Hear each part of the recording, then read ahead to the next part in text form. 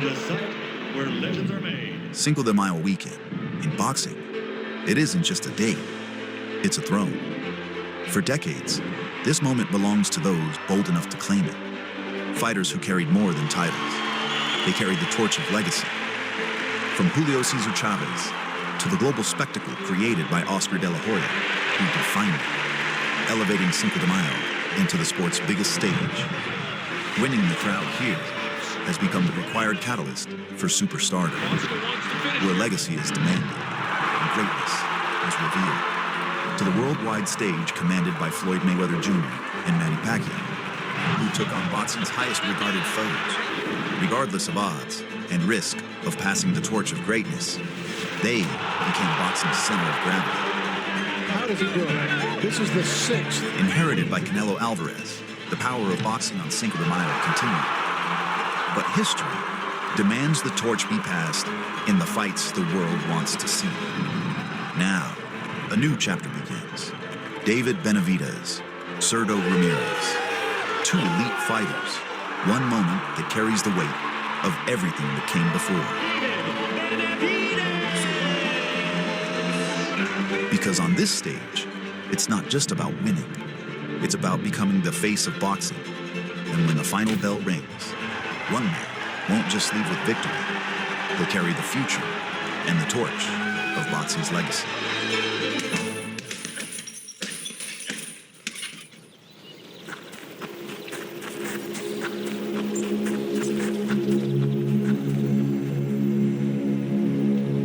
David and Zurdo, they used to train at the same gym. We met when we were training in Long Beach, California, at the Hill Street Boxing Gym. Like 10 years ago, I think.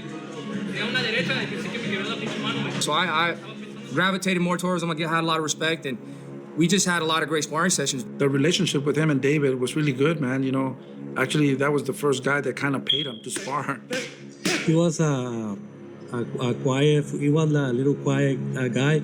He was always training because he used to live in the gym. I was living in Signal Hill. I lived there for like 2 years. And honestly, it was probably one of the best times of my teenage years because all I would do was spar, then I'd go upstairs, hang out, and everybody would leave. I'd come back downstairs and train again. And I got a lot of great sparring sessions with Zurdo. I got a lot of great sparring sessions with a lot of other champions. So he was only focused on fighting, on training, and I mean, he was pretty cool. At that time, I would count how much world champions I was going to spar. But he was going to fight Arthur Abraham. And they were looking for sparring, and I told them, hey, come over to Hill Street. And I had the privilege to work with Zurdo for the whole training camp. From then on, man, we just stayed with him for a long time. You guys fight for the best spot, bro. I'm only giving up one position. Who's going to get it? And I knew he would be a champion soon. Usually, like what I do, I work 3 different guys, 4 rounds each.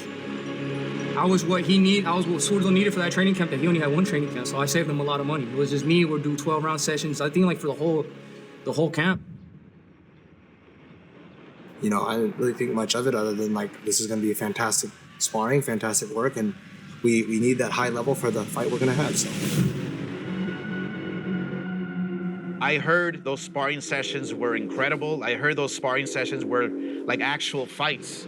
You know, when they sparred here a couple years ago, man, that was like pay-per-view fight. I don't know if you were here, but man, it was electric. It was one day, it was Zurdo had it, the other day David had it. The next day, well, it came back at it even harder. If you can come to a place where there's elite level sparring with all these different styles, right? Why wouldn't you? Why wouldn't you get a heads up for someone you may face down the line where you have some practice with that certain style?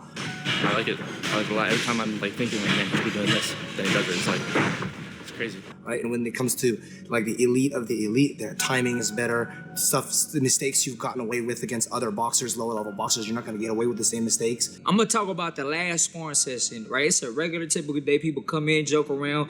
When they're about to get in the ring, the gym goes silent, and you know what's about to go down.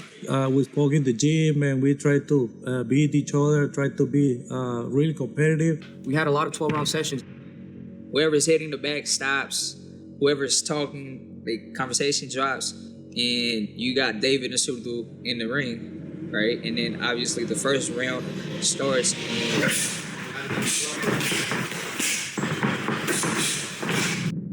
you want to see what's gonna happen. I gained a lot of respect for Zurdo because, you know, obviously we're both Mexican, so there's already mutual respect from that. And he was like how I am.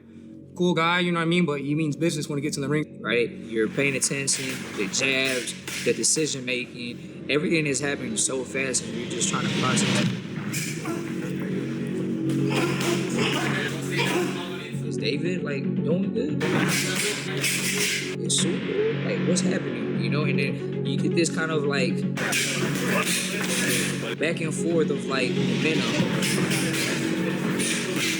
David combination, pop, pop, pop, pop. Shoot, combination, pop, pop, pop, pop. And it just keeps going back and forth, you know, and you're entertained the whole time. All upsides to sparring elite fighters, no downside. That's just in training, in sparring. Think about come fight night. What you see in here is like, it's not, you don't get everything. It gets better come fight night. There's no headgear, smarter gloves. You got the crowd watching. Sparring each other is one thing, and fighting each other when it counts is another. In my mind, friends are friends, but at the end of the day, I'm going after what I'm going for. You know what I mean? And it's me versus everybody else. I knew that one day it would be a possibility for us to fight. But it's funny how it happens. I never thought it'd be at cruiserweight. I thought it'd be at 168 or 175. Cinco de Mayo doesn't make a superstar. It reveals one. Not in the ring, but in how it's earned, the risks taken, the moments claimed. On this stage, the crowd decides who carries the torch. Because the people's champion risks everything for a moment that lasts forever.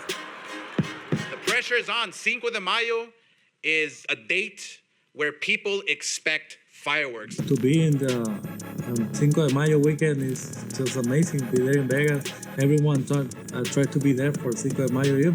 Not only for the fight, for like the big point. Everybody knows that when you come to Las Vegas, when there's a pay-per-view fight on Cinco de Mayo, you know that you're gonna have a lot of fun. You know what I mean? So that date is legendary because we already know what's coming with that date. You know, we're all expecting good fights, no matter who it may be. I think David Benavidez fits perfect in this equation because I give great fights. If you want to be the best, you have to fight the best. That's the bottom line. It doesn't matter. I would have fought my brother, literally, if he was ranked number 2 in the world or had a title. I would have fought him. It's what you do. I want to fight him because he will be the best, one of the best, and me, I want to be one of the best, and we was the same weight, and I was like, damn, this be a fun fight. David wants to make history. So it's an honor to fight Zurdo Ramirez, one of our best friends. He was a younger champion. He became champion 2 times, and then I knew another time will come. May 5th symbolizes 2 warriors, and now it's even more special because it's 2 Mexican warriors going at it for a title. I was telling him the truth and said, if we fight, I'm gonna beat you. Plain and simple.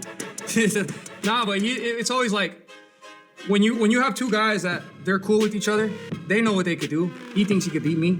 I think I could beat him, so it's not like, it's no beef. La Batalla de Puebla, 2 warriors, we're making history. Winning that championship world title is one thing, but being the face of Mexican boxing is far more important than any world title. For years, they sharpen each other in silence. No crowd, no spotlight. Now under the lights, it's real. 2 fighters who know each other best, settling it where it counts. It's a different type of chess match when you have experience together before, because it's like in rematches you've seen. Somebody's got to make the adjustments, so it's about who's the smartest fighter is probably the one that's going to win the fight. I'm super realistic with styles. Will the fight be easy? Absolutely not, but that's the reason we're making these fights. Like, you need to adapt from that sparring. So if the same version of you comes that sparred with him, he's going to know what to expect. 2 Mexicans getting it on. You can't expect anything short of great. I know they have history, so I mean, you know, it just comes down to how much they've evolved as fighters since the last time they sparred. I've sparred a lot of fighters in the amateurs, and you know, if I was to fight them now, I wouldn't go into it the same way because I know they've evolved. I've evolved as a fighter, so. On fight night, they do know each other, they do respect each other, but they know exactly what they have to do to beat each other. That's what makes it very interesting. What I think the most impressive thing for me with David is how fast he processes what he wants to do next. He'll do something and he'll move off of what he did last. He'll keep you guessing. He knows what you're guessing, and he'll just keep the way how quickly he like gets going. This is one of many things that I admire. You know, as someone who's studying him, but obviously trying to look for things. the admiration is what I'm looking out for as well, right? What I admire about him is what I'm warning my guy about. He does a lot of good things, you know. First of all, he's a left-hander. So everybody struggles with left-handers. That's his first thing. But I think he has a really good IQ. You know, he can take a punch. I think he can hit hard. I never seen him get hurt in any fight. Maybe he's been, not that I know, he's never been down. So he has good chin. And what I think in this fight, what makes him really good is that he knows who he's going against. He's going to get ready like never before. Fighting on Cinco de Mayo weekend, it boils everything inside of you, you know? It's like you want to fight hard. You want to go out there and prove to the world that you deserve to be on this date. Built on respect, their rivalry took shape in the quiet rounds. Iron sharpening iron, pushing each other past every limit. What started as preparation became something inevitable. The thing about me is once I spar somebody, I have their whole game plan in my head. You know what I mean? I know exactly what they're doing, and I don't forget. They've seen it all before, but never like this. Not under these lights. Not on this stage. The way to beat him is to fight him. And I fight him more than anyone. It's me versus the world, and it's kill or be killed in there, and I'm not going to be killed. Now, the calendar turns, and everything changes. There's no friends in the ring. It be a war. Taking Cinco de Mayo is the next step. Because when familiarity meets ambition, and Zurdo will be the one who's remembered for losing on the day I became the face of boxing. Only one story survives. Be careful what you wish for.